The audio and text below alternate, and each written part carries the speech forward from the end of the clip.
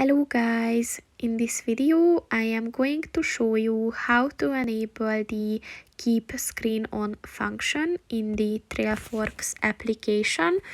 But first I just want to mention, don't forget to subscribe to my channel, because at 10,000 subscribers I am going to show you my whole YouTube revenue statistics and growth strategy, as well as how to make money online.